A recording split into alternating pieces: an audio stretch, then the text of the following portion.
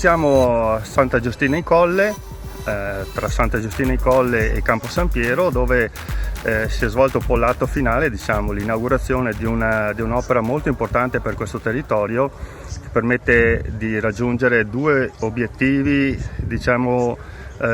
concomitanti. Uno è la salvaguardia idraulica, cioè la messa in sicurezza dei due centri di Fratte e Santa Giustina in Colle attraverso questi 3 bacini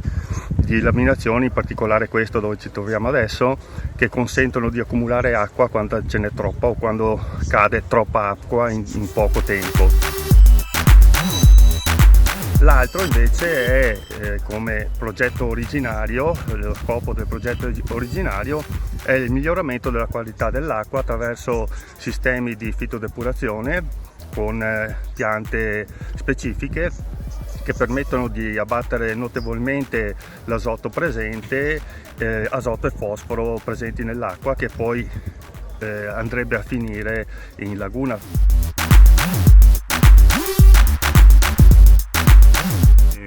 Le aree comprendono una superficie complessiva di 4 ettari circa e con questa opera aspettiamo di ottenere un abbattimento del 73% per il fosforo, del 21% di azoto, per complessive in azoto, che è quello più rilevante, quello che interessa di più, di circa 14 tonnellate ogni anno. L'obiettivo è quello di migliorare l'acqua perché arriva in un ecosistema così delicato come quello della laguna.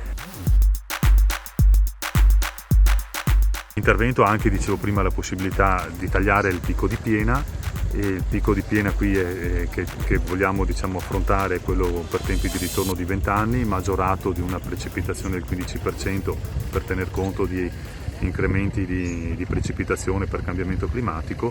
e i calcoli ci dicono che riusciremo a tagliare il 34% del picco di piena così generato. Il costo dell'intervento di finanziamento è di 1.300.000 euro, totalmente finanziato dalla Regione Veneto. I consorzi bonifica sono dei partner straordinari, nel senso che loro sono degli elementi territoriali importantissimi con cui noi dialoghiamo quotidianamente per salvaguardare il nostro territorio.